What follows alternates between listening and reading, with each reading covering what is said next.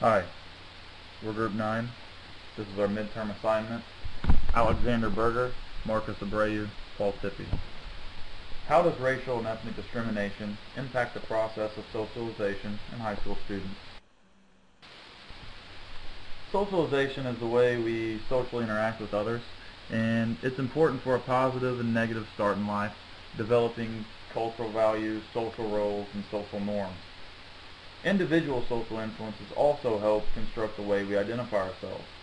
These influences can help define our self-esteem and also our social behavior in a negative or positive way.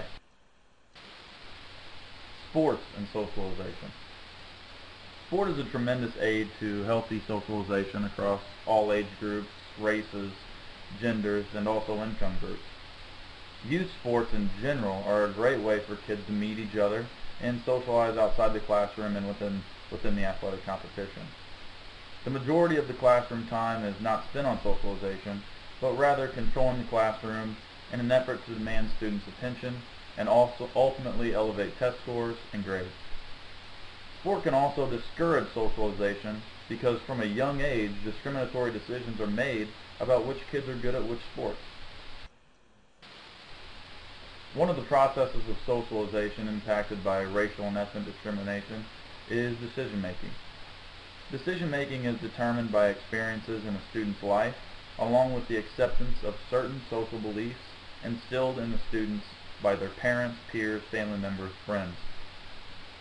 When racial and ethnic discrimination is a factor in the selection process, interactions with friends, including how and who we decide to socialize with, is impacted. Racial and ethnic discrimination can also alter decision-making and can control judgment and selection in a negative way. The impact on performance. Poor school performance could attribute to kids not being properly socialized into their school and with their classmates in the classroom or in a different sport they desire to play. Farkas in 2002 stated, African American, Latino, and low-income students show lower school achievement than white and middle-income students because a number of factors operate together to powerfully determine this outcome. Lesser school readiness development in the preschool period, combined with racially and economically isolated elementary schools, leads to lesser skill development during the elementary school years. This translates to lower track placement and lower performing middle and high schools, and also a flatter trajectory of achievement over the K through 12 grade span. The impact of social matters on students. Young students learn to develop decision-making skills during high school experiences. These selections are determined by the way the authority figure in the household encourages the child, the choice of the different role models, and also the understanding of the different social standards. Many high school students limit the involvement in different experiences and social progress when racial and ethnic discrimination is involved in decision-making. Those decisions include selection of friends, the different sports they play, the various social outlooks, and also the belief in stereotypes and different future goals. The impact of social matters on the parents as well. As young children, socialization is developed under parent-controlled situations and supervision.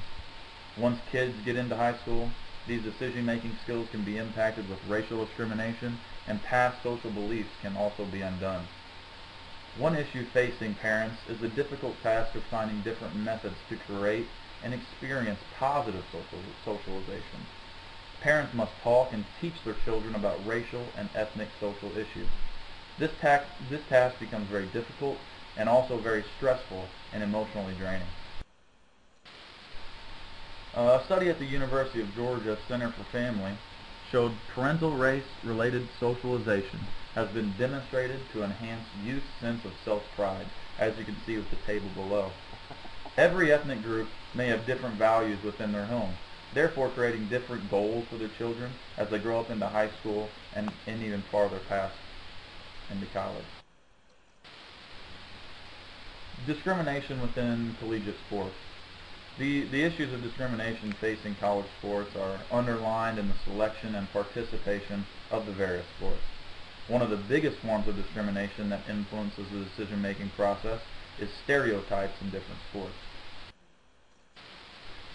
Discrimination at a professional level. The issues of discrimination facing professional sports are underlined in playing and job opportunities in leagues. The racial and ethnic discrimination displayed in sports mirrors society and also hinders the growth in certain employees. This becomes a problem when our young adults are looking to sports to learn socialization. Racial and ethnic discrimination impacts on the administrator. Racial and ethnic discrimination can impact selection and decision-making by a manager. Discrimination in selection can impact hiring, the firing, the different promotions that someone could put on, the different policies that people have, and also managerial decisions and the treatment of employees under you.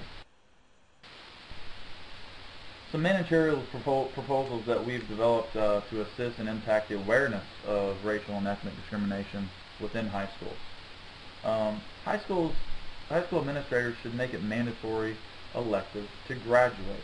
This assures that everyone graduating from high school will have knowledge and understanding of the racial ethnic discrimination issues facing society today. Also, college administrators should make it a mandatory course at the point of acceptance. As a school district, introduce a course for different faculty administrators to bring awareness to racial and ethnic discrimination to them. Making this course mandatory for teachers in the district could help give the students' peers a better understanding of what a student is going through in this day and age as compared to what a teacher has experienced in the past. This course could be designed to help teachers learn about different discriminatory actions, different things that could be done to identify them, and also different methods to prevent the action occurring. Guidelines that the faculty, administration, coaching staff, and support staff should adhere to should be instituted to deal with a perceived discriminatory act. Also, coaches would have to pass this course to continue coaching in this specific school district. The NCAA allows up to 85 scholarships for football teams, and nearly all college basketball teams at the Division I level are made up of scholarship athletes. Meanwhile, only 11 baseball scholarships allowed, and even fewer for other different sports. Balancing out these scholarships could give inner-city athletes more incentive to play sports that are viewed as being white sports and enhance social integration. More proposals that we've come up with. Food is such a universal language, especially among high school students, junior high students. Most can identify with pizza being Italian, taco being Mexican, or bratwurst being German. And as a coach or administrator, we could endeavor to expand the knowledge of various cuisines by periodically hosting dinners that were specifically ethnic in origin, and asking that students of that origin explain what the food is, how it is prepared, how it is eaten, and why is it ethnically significant. This approach could break down some of the barriers that ethnicity engenders, as well as introduce some of the cultural phenomena that sets one group or another apart, explaining the necessity for certain ingredients due to climate, economics, and protocol. In many cases, it would also lead to a better understanding of culture of a certain group for them as well. Food generally has a palliative effect, serving to reduce tensions and aggressiveness, and is a good medium for social interaction. It is also important that administrators acknowledge the importance that sport can play in social integration. Whether it's math or science, literacy, many schools' subjects can be translated into a sports context. With the added benefit that students gain through sports socialization, perhaps administrators could see the value of adding a sports class to their curriculum, using athletics to learn statistics, anatomy, chemistry, as well as studying the fiction and non-fiction sport-related books, all while encouraging these students to go out and play a sport and have fun with it and make friends.